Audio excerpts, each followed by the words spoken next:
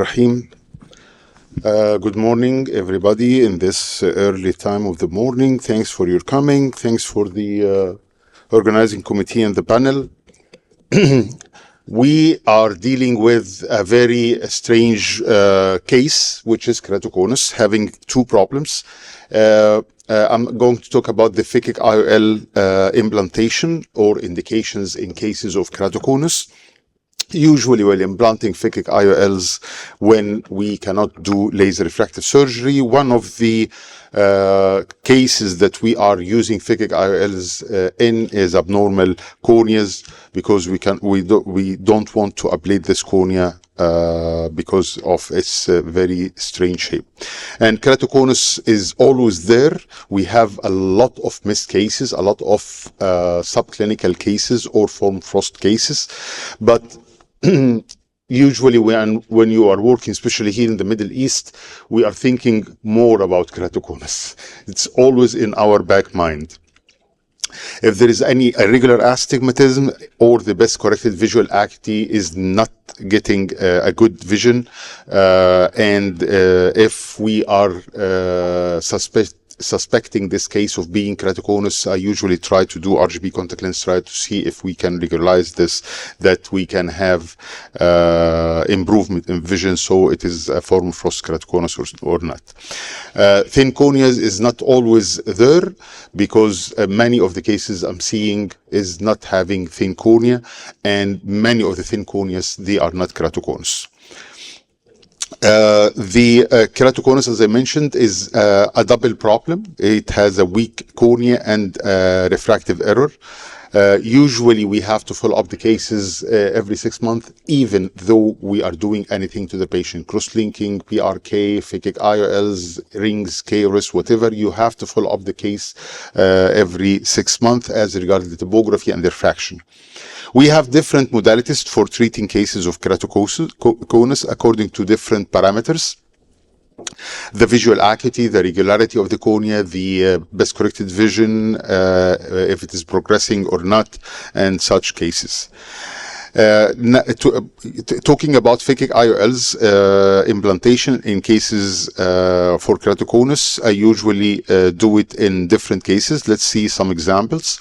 The indication is usually for this residual refractive errors, stable refraction for a year or two, stable topography for a year at least, clear central cornea, and patient realistic expectation, which is acceptable best corrected visual acuity, and usually, as mentioned by Dr. Walid and other doctors talking about different things, the quality of vision of these patients, even if you are correcting the refractive or the low order aberration, usually is affected, because the centration of the astigmatism on the cornea and of the correction we are doing is not usually there.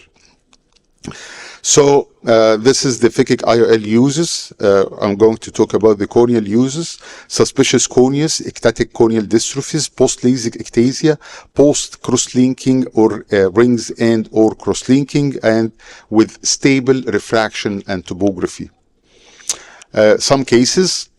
You can see here a patient who is 32 years male. He has this refractive error. He's seeing 20/20 with good corneal thickness and more or less good K reading. And you can see his topography. This is a form frost keratoconus, or let's say this is not a regular cornea.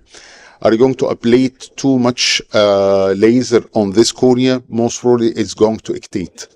So this patient, knowing that he came in our center 6 years apart with this same refractive error, same astigmatism, and same best corrected visual acuity, so it was advised for him to do phakic IOL. This is another case with, again, a best corrected visual acuity of 20/20, but with thin cornea. You can see here the, again, form frost case, shown an inferior corneal steepening of the cornea. And of course, this is a case that I'd like to do phakic IOL in. What about patients having cross-linking? Again, as I mentioned, we have to follow up the cross-linking patient for at least 1 to 2 years to be sure of the stability of the topography and refraction. And this patient had cross-linking and was followed up for 12 months.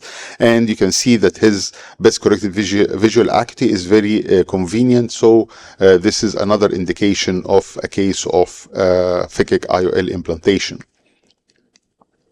This is another case, but with a central keratoconus, again with a very good best corrected visual acuity after cross-linking and after following up the patient for 9 months in this case. Pellucid margin degeneration is a variant of ectatic corneal dystrophy, and the things applied for keratoconus applied for it as well.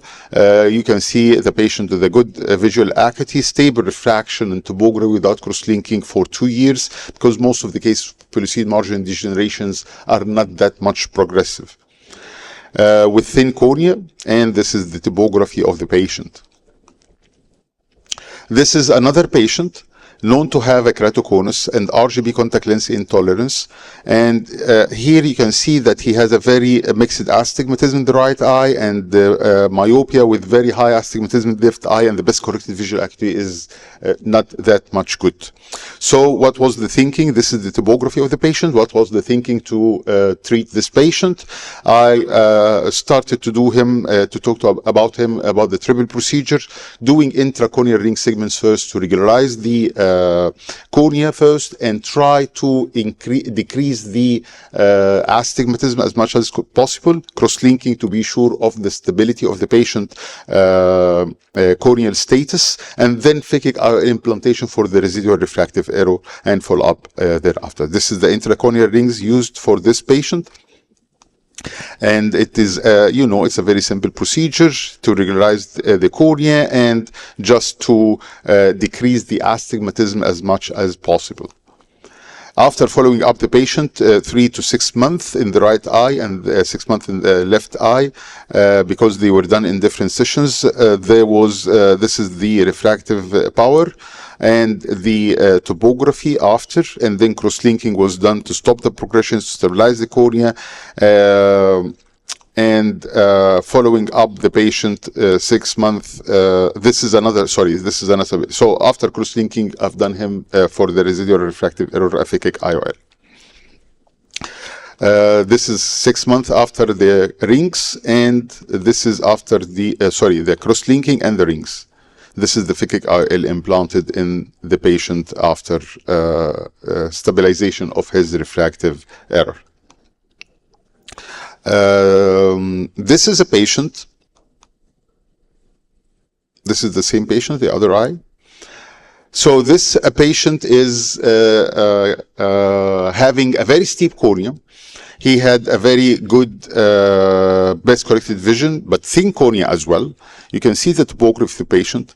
So I was thinking always that this might be a variant of keratoconus because of the very steep cornea and thin cornea at the same time, although the best corrected visual acuity is not affected and the astigmatism is not that much high.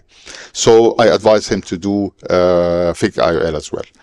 At the end, of course, you can do phakic IOL in cases you are treating your keratoconus with keratoplasty, and you can treat after removing the suture of the keratoplasty you are doing to treat the refractive error. And this is the case where a patient having keratoplasty and then implanting phakic IOL for.